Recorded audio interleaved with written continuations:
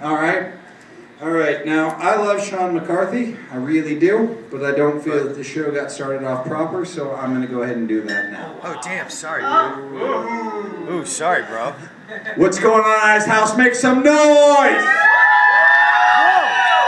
Better, more! All right, so my girlfriend and I broke up. What? Bummer. Left turn. Actually, I don't like saying that. I quit saying that because I realized that that's bullshit. I didn't break up with shit. She broke up. At me.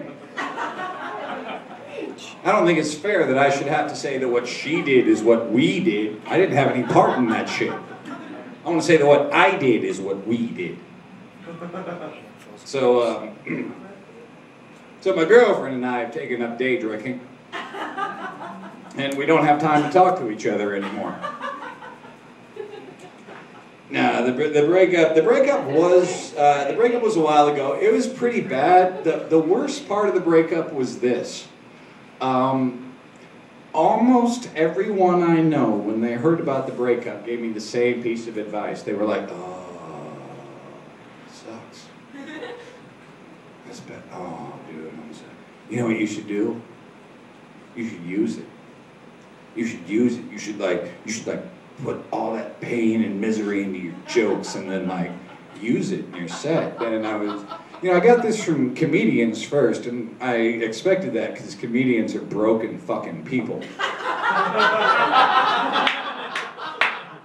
I understand that intimately. But then I started getting that from, civilians and non-psychotics, and I don't understand that. Other professions don't get that. Architects aren't sitting out there "Oh shit, she left me," and her friend being like, "Oh dude, just put it in that staircase you're working on." You want to know why? Because if you put that kind of pain and misery into a staircase, people will fucking die. People should have more respect for jokes. If it was the staircase, there'd be blades and saws coming out of this. Oh fuck, it was a blade and a saw. But the breakup wasn't if I take a cosmic view, it was actually pretty good because I learned a lot of shit that I would not have known otherwise. Shit that I think is probably going to be pretty helpful for me in the long run. Real quick, did anybody else here know that the shower rod in my bathroom will not support my body weight? I didn't know that.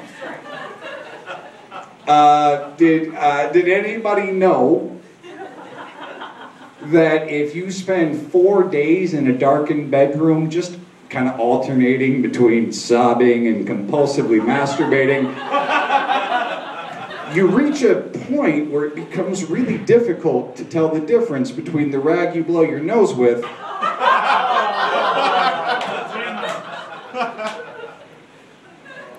and the other one. Other things I've learned from the breakup. I decided that I wanted to get dating again, quickly.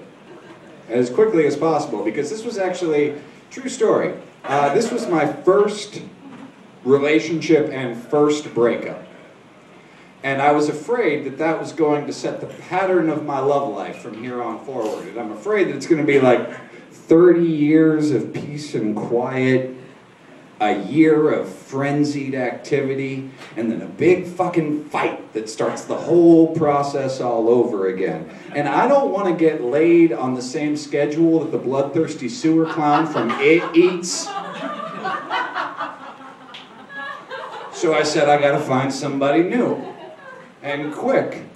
And I made a rookie fucking mistake and listened to advice my friends gave on finding somebody new and quick. I got advice don't go to bars. Bars are bad. Don't go to bars. You gotta go out and do shit you like. And meet people who like doing the same kind of shit you do. They say, if you like Cooking. Join a culinary class. Meet someone who likes cooking. If you like being outside, hang out in the park. If you're a stand-up comedian, get used to jerking off and the idea of dying alone. And so, like, I'm trying to put this advice into practice, but it wasn't working for me. Because I just ended up having the same conversation every 2 days with my ex-girlfriend's dad, where I would explain that I wasn't stalking anyone. Okay? I'm on the sidewalk outside of your house because I'm looking to meet someone who shares my interest in where your daughter goes and who she's with. Oh! That's dark. But here's the problem with stalking. Here's the real problem with stalking. Nothing. It's the emotional toll. It's not nothing. There's a price you pay. Like when you're cruising by your house for the 5th time today at 3 in the morning and you catch your reflection in the rearview mirror and you're just like, Jesus, dude, who have you become? Like you are destroying every bond of trust that ever existed between you and another human being. Can you blame her for leaving? What the fuck is wrong with you? And that shit hurts. So what you have to do instead is you come up with justifications. Oh, I love justifications. It doesn't matter. No, it's cool. I'm just driving past her house because it's on the way home from work. It's on my way home from work. On my way home from work's a big one. Here's what I've learned. Another thing I've learned, so long as you end up where you're going, any path you take is on your fucking way. Now, it might not be on the way. The way implies the shortest distance between 2 points and shit like that. But we're not talking about the way. We're talking about my way. And on my way, all roads lead past that bitch's house.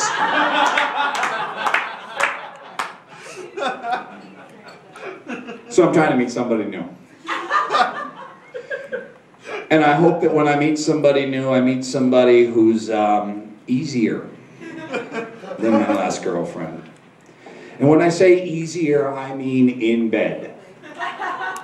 Because I'm not going to take anything away from my last girlfriend. She was a great chick, she was hot, she was a lot of fun, but motherfuck, that chick was hard to get off. Ladies, here's a piece of advice. Honest perspective. If you are so extremely, very close for 2 fucking hours, then you are not extremely fucking close. Okay? Like if we had made a sex tape, it would just have looked like an amateur recreation of my favorite documentary, Rocky IV. Only I'd have been playing the part of Captain Ivan Drago, and the part of Rocky Balboa would be played by my girlfriend's clitoris. And it's just like 15 inhuman, brutal, bloody rounds, and at the end of it, we're both broken and sweaty and bleeding and tired. And there's nothing left to say except for, she is not human. She is like a piece of iron.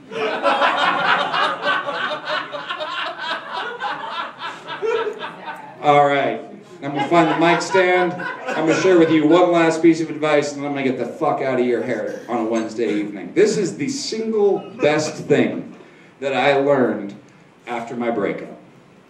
After my breakup, I cleaned my house. And when I cleaned my house, I ended up with a pile of my ex's shit. Make some noise if that's ever happened to you. Had a pile of your ex's shit you don't know what to do with? Here's what you do with it. Because I ended up with this pile. I had everything, man. I had socks, I had pants, I had underwear, I had bras, I had t-shirts, I had sweaters, I had little hair clips. It just sat in my house like this altar to misery for days. And then I figured it out. So here's what I do. Feel free to do the same thing. I won't sue you for copyright or anything. I come home every day from work. I take 4 to 5 shots of whiskey really, really quickly. I walk over, I stand in front of a full-length mirror. Now I need you to dial in here because this is where it gets weird. I put on every piece of clothing that my ex left behind. And then I stare into that mirror, and I get to watch her cry and cry and cry. Ladies and gentlemen, my name is Dale Rasmussen. You guys have been a lot of fun.